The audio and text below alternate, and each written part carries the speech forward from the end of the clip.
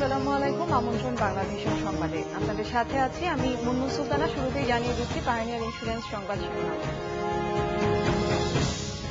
সরকার হার্ডলাইনে গেলে গণবিস্ফোরণ, দলীয় সরকার ছাড়া অন্য যে কোনো নির্বাচনী ফর্মুলা নিয়ে বিএনপি আলোচনায় বসতে রাজি, জানালেন দলের নেতারা।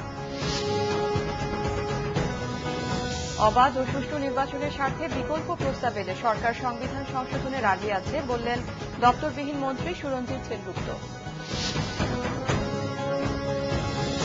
সরকার নিয়ন্ত্রিত এলিট বাহিনীর বিচার বহির্ভূত হত্যাকাণ্ড বন্ধ না হওয়ায় আবার উদ্বেগ অ্যামনেস্টি ইন্টারন্যাশনালের, প্রতিবেদন প্রত্যাখ্যান স্বরাষ্ট্র প্রতিমন্ত্রী।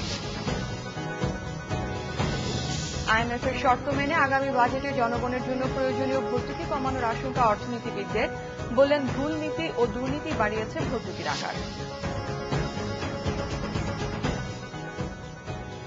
শুনছিলেন পায়োনিয়ার ইন্স্যুরেন্স সংবাদ শিরোনাম। মম কিডস পারফেক্ট পিস, সুস্থ শিশু সুন্দর হাসি। এবারে বিস্তারিত। সরকার হার্ডলাইনে গেলে গণবিস্ফোরণ ঠেকানো যাবে না, হুঁশিয়ারি দিয়েছেন বিএনপি নেতারা। সংঘাতের পথ বাদ দিয়ে সমঝোতার পথে আসতে সরকারের প্রতি আহ্বানও জানান তারা।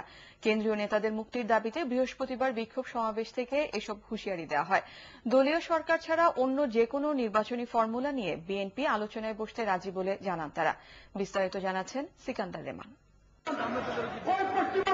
কেন্দ্রীয় নেতাদের মুক্তির দাবিতে নয়াপল্টনের বিএনপির কার্যালয়ের সামনে বিক্ষোভ সমাবেশের আয়োজন করে ঢাকা মহানগর বিএনপি। অগণতান্ত্রিক শক্তিকে উস্কে দেওয়ার জন্য সরকারের দিকেই অভিযোগের আঙুল তোলেন বিএনপি নেতারা। আমাদের নেতৃবৃন্দকে যদি মুক্তি না দেন, যদি মিথ্যা মামলাগুলি প্রত্যাহার না করেন,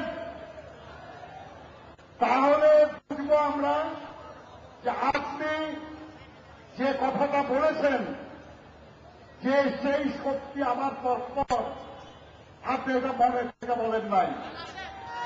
সরকার নিজের সুবিধার জন্য বিচার ব্যবস্থা আর প্রশাসনিক শক্তিকে ব্যবহার করছে বলেও অভিযোগ তোলেন বিএনপি নেতারা। সরকারকে সমঝোতার পথে হাঁটতেও পরামর্শ দেন তারা। হার্ডলাইন নিয়েছেন, রাজনীতিতে হার্ডলাইন নিলে এটা বুমারাং করে, এটার প্রতিক্রিয়া ভিন্ন হয়, এটার প্রতিক্রিয়া ভীষণ প্রতিক্রিয়া হয়, তখন সেই বিস্ফোরণ আপনারা ঠেকাতে পারবেন না। সুতরাং সময় আছে, এখনো সময় আছে। সংঘাতের পথ পরিহার করে সমঝোতার পথে আসুন।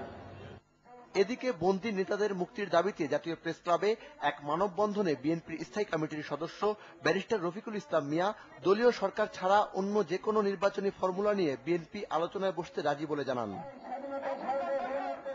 অন্যদিকে কারাবন্দী বিরোধী দলীয় সংসদ সদস্য এবং 18 দলীয় জোট নেতাদের মুক্তির দাবিতে সংসদ ভবনের দক্ষিণ প্লাজায় মানববন্ধন করেছে বিরোধী দলীয় সংসদ সদস্যরা। এ সময় বিরোধী দলীয় চিফ হুইপ আগামী 27শে মে সংসদ অধিবেশন শুরু হওয়ার আগেই বিরোধী দলীয় সংসদ সদস্যদের মুক্তির দাবি জানান।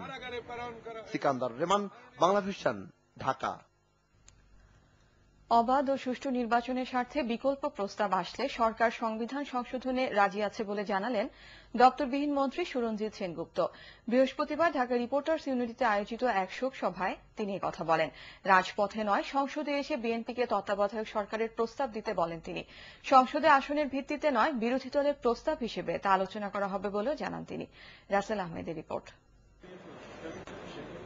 মুক্তিযুদ্ধের অন্যতম সংগঠক ও আওয়ামী লীগ নেতা বাহাউদ্দিন চৌধুরীর স্মরণে শোকসভার আয়োজন করে বঙ্গবন্ধু সাংস্কৃতিক জোট। প্রধান অতিথির বক্তৃতায় আওয়ামী লীগের উপদেষ্টা মণ্ডলীর সদস্য সুরঞ্জিত সেনগুপ্ত বলেন, গণতন্ত্র রক্ষায় সংলাপের জন্য প্রস্তুত মহাজোট সরকার, তবে অবশ্যই তা প্রচলিত সংবিধানের আলোকে হতে হবে। এক্ষেত্রে বিএনপির কোনো প্রস্তাব থাকলে তা সংসদে এসে দিতে পারে।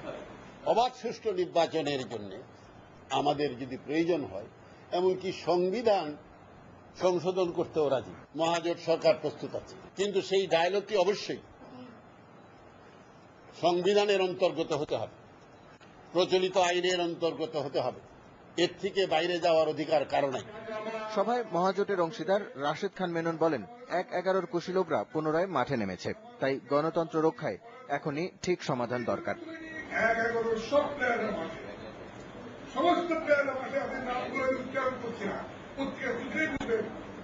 এতদিন খবর নেই, সব এখন এক একজন স্টেটমেন্টে বড় স্টেটমেন্ট, বিবৃতি বলে বিবৃতি, টকশোর পর টকশো তার করে আছে। বক্তারা বলেন, এখন সময় পাল্টেছে। ষড়যন্ত্র করে কেউ গণতন্ত্রের পথ রুখতে পারবে না বলেও আশা করেন তারা।